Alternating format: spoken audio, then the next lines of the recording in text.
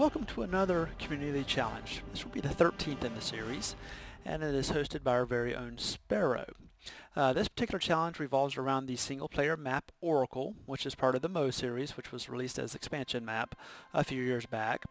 This map was mastered in 23 minutes and 57 seconds by Rice. It was set on expert difficulty.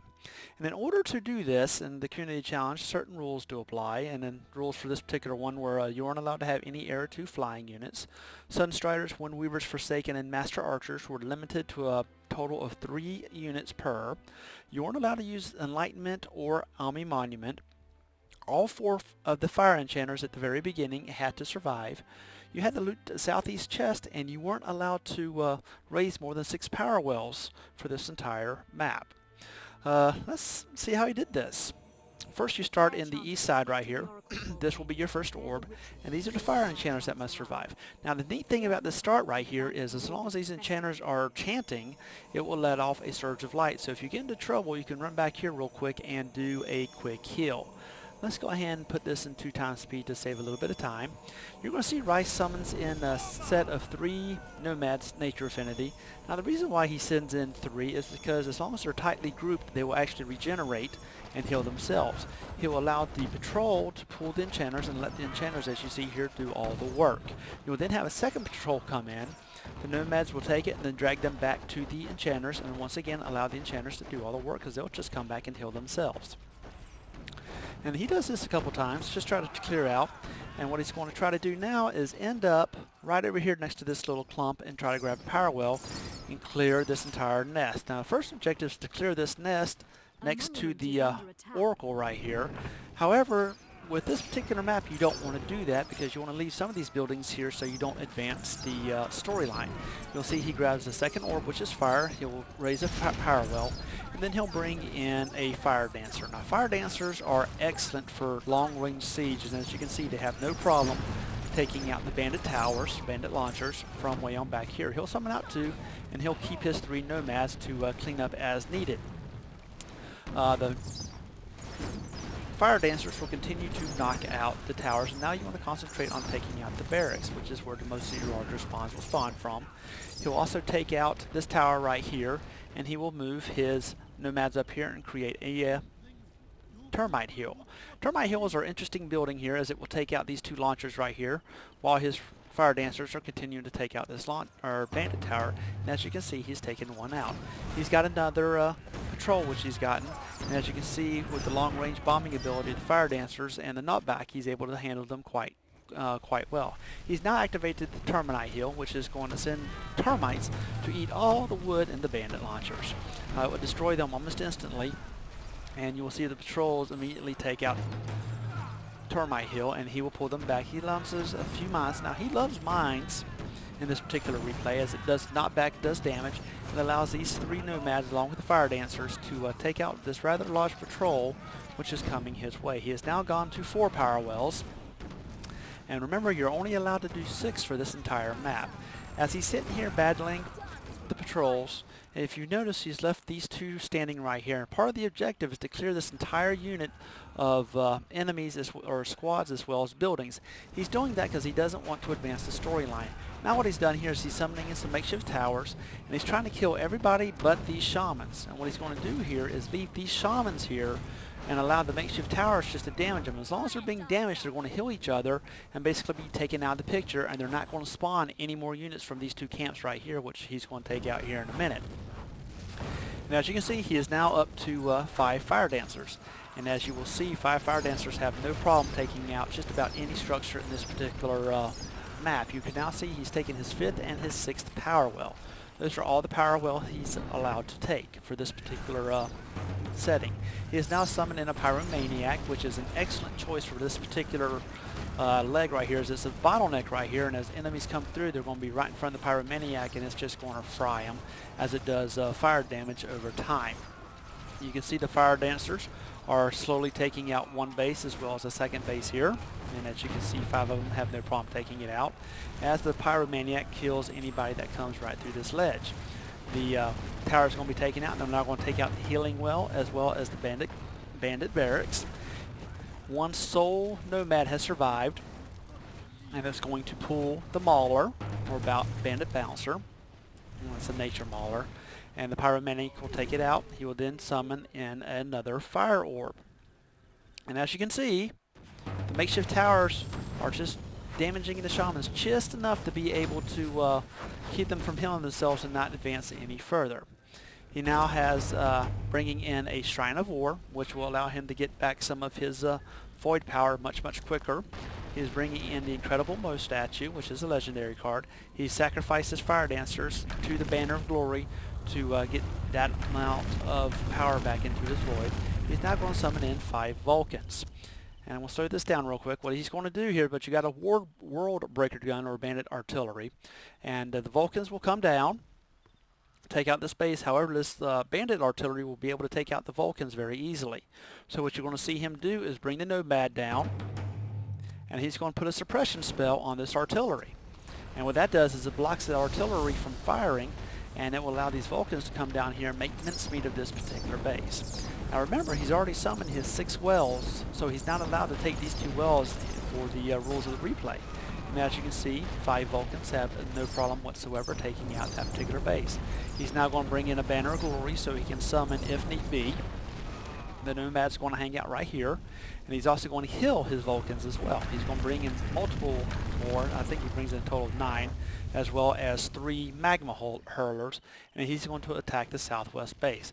Now once again, you have artillery here as well as bandit wind hunters, which will paralyze you. Now as you can see, the Vulcans themselves have no problem. He's now going to run his Nomad in as quickly as he possibly can to the bandit artillery so the artillery does not take out this entire Malay force. As you can see, he gets it off just before the bandit dies, or the Nomad dies, but it's enough. He's going to be able to get the Vulcans down here quick enough to be able to keep the artillery suppressed, which is doing quite well. 3 magma hurlers and, what's that, 6, 7 Vulcans, and it takes out that base with ease. His next objective is going to be to take out this base and grab your 4th orb. As you see, he's going to summon a Banner of Glory. That's to allow his units to heal. And he's going to use the same tactic, except there's not a bandit artillery down here, so he doesn't really have to worry about it. So the Vulcans are going to fry everything. He brings in a Meteor Storm. And just continues to melee, and these Vulcans do AE damage with their flamethrower ability. And once again, another Meteor Storm. And he heads straight to the bandit barracks. It's cleared out that easily with fire units. He is now going to bring in a 3rd fire unit. He's going to summon a Banner of Glory right here again, except this time this is usually Era 4 units right here. Now what he's going to do is summon a Banner of Glory right here, so when these guys die, it immediately puts the power right back into the bowl pool. As he does that, he's going to summon in multiple fire dragons to finish the job. He's going to try to keep this 1 magma hurler alive so he can loot this chest down here. He now has 4 fire dragons, and they have the rage ability. As you can see, their wings are on fire. That means the rage ability has been activated. And 4 fire dragons have no problem whatsoever taking out this base. He takes out the barracks, and he takes out the units, and he's going to have this hurler right here come and loot this chest just as soon as he can. These dragons are not going to come up here and kill these 2 structures as well as the rest of these shaman. And what that's going to do is it's going to advance the storyline. When the storyline advances, you then will have Moon come in, and you will have to basically play a game while you're setting up a defense for the onslaught that is going to come during the last sequence of the game. And as you can see, the magma hurler is now coming down and taking the chest. He will then destroy this magma hurler. He's going to heal. This is Moon planning the fire tribes trying to get their allegiance to go to Mo. In the process, you have to create a statue of Mo, which is within all of these ships right here, which are in little buildings, which apparently I didn't have time to click on. Basically, you have to have a Malay unit escort all the boats to this unit right here. Once they're all here, it's going to start the final sequence, and you're going to start having Moon trying to have all the fire tribes come in and do the ceremony. While this is going on, you need to set up a defense down here in the southeast, or southwest rather. He's got volcano towers along with his fire dragons, which are no problem whatsoever with the bandit ships that come in. As you can see, Raven Scout ships really don't stand a chance. Now, for this particular part of the map, this is the only place that these will log in. As you can see, he's got his, I believe that's his last boat. And here comes one more Spitfire. And now comes the games you have to play. But while this is all going on, these Vulcans are going to be busy taking off these Raven Scout ships. The Fire Tribes are now moving in. They're going to listen to Moon, try to convince them that Mo is their new leader. As he's doing this, you're going to see him start setting up defenses. He's brought in some more Fire Dragons now, a total of 5. He's got 3 volcanoes, bringing in more volcanoes. 2 down here. He's now setting up Pyromaniacs as well as more Clay Traps.